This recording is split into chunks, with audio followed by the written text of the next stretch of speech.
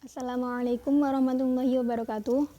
Yang terhormat dosen pengampu mata kuliah Sejarah Kebudayaan Islam, Bapak Muhammad Rizza SPDI MSI, dan tak lupa teman-teman yang saya banggakan. Kami dari kelompok 10 akan mempresentasikan hasil kerja kami yang berjudul Islam di Spanyol. Saya Hidayatul Afidah sebagai pemateri pertama dan teman saya Tasyatri Angelia sebagai pemateri kedua. Sejarah penguasaan Islam di Spanyol terbagi menjadi 6 periode. Periode pertama pada tahun 711 sampai 755 Masehi. Pada periode ini, Spanyol berada di bawah pemerintahan para wali yang diangkat oleh Khalifah Bani Umayyah. Stabilitas politik negeri Spanyol belum tercapai secara sempurna. Gangguan-gangguan masih terjadi baik dari dalam maupun dari luar. Gangguan dari dalam antara lain berupa perselisihan di antara elit penguasa, terutama akibat perbedaan etnis dan golongan. Perbedaan pandangan itu menyebabkan sering terjadi perang saudara. Periode kedua pada tahun 755 sampai 912 Masehi. Pada periode ini, umat Islam Spanyol mulai memperoleh kemajuan-kemajuan bidang peradaban. Abdurrahman Ad-Dakhil yang merupakan amir pertama mendirikan Masjid Cordova dan sekolah-sekolah di kota-kota besar Spanyol. Pada pertengahan abad ke-9, stabilitas negara terganggu dengan munculnya gerakan Kristen fanatik yang mencari kesahidan. Sementara itu, perselisihan antara orang-orang barbar dan orang-orang Arab masih sering terjadi. Periode ketiga pada tahun 912 sampai 1013 Masehi. Periode ini berlangsung mulai dari pemerintahan Abdurrahman III yang bergelar An-Nasir sampai muncul raja-raja kelompok yang dikenal dengan sebutan Al-Mulukhut Tawaif.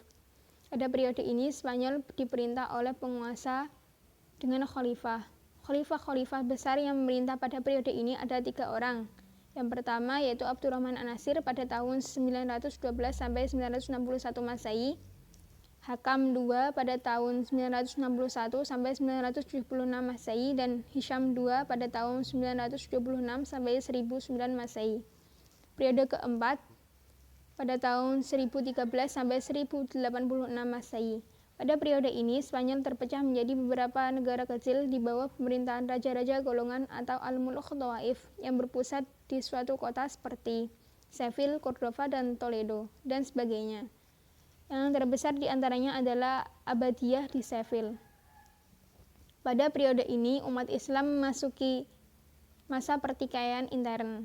Melihat kelemahan kekacauan yang menimpa keadaan politik Islam itu, untuk pertama kalinya orang-orang Kristen pada periode ini mulai mengambil inisiatif penyerangan. Meskipun kehidupan politik tidak stabil, namun kehidupan intelektual terus berkembang pada periode ini. Istana-istana mendorong para sarjana dan sastrawan untuk mendapatkan perlindungan dari satu istana ke istana lain. Baik, selanjutnya akan dipresentasikan oleh teman saya, Tasyatri Angelia. Baik, saya Tasyatri Angelia akan menjelaskan materi kelanjutan dari Mbak Hidayatul Afidah. Periode kelima 1086 sampai 1248 Masehi. Pada periode ini, Spanyol Islam meskipun masih terpecah dalam beberapa negara, tetapi terdapat satu kekuatan yang dominan, yaitu kekuasaan dinasti Murabitun dan dinasti Muwahhidun. Dinasti Muwahhidun didirikan oleh Muhammad bin Turmazi pada tahun 1212 Masehi. Tentara Kristen memperoleh kemenangan besar di Las Navas de Tolsa.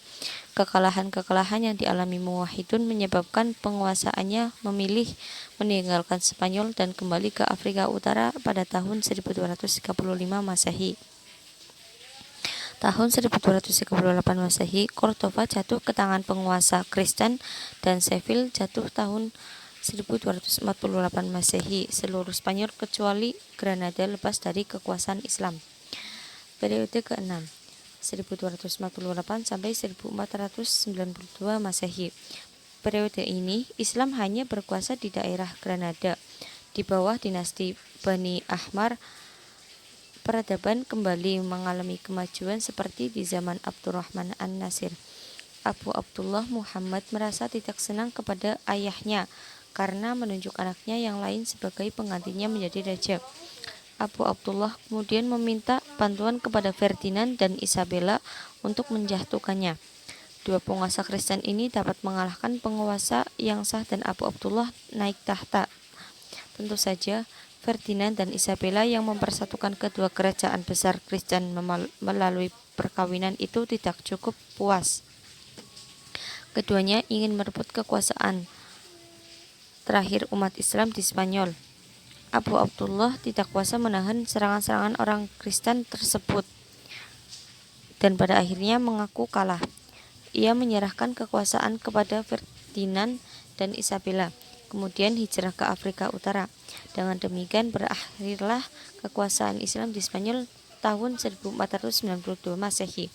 Umat Islam setelah itu dihadapkan kepada dua pilihan, masuk Kristen atau pergi meninggalkan Spanyol.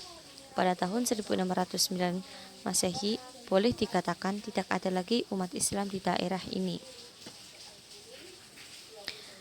Selanjutnya, kemajuan Islam di Spanyol meliputi yang pertama, pengetahuan, filsafat, tokohnya Ibnu Majah, Abu Bakar bin Tufail, Ibnu Rushd, sains, ilmu kimia, Abbas bin Faras, ilmu astronomis, Ibrahim bin Yahya An-Naqs, ilmu farmasi, Ahmad Ibnu Abbas, ilmu kedokteran, Al-Hasan dan Al-Hafidh. Fikih, tokohnya Abu Bakar bin Al-Qudiyah, Munzir bin Sa'id Al-Baluti, dan Ibnu Hazm.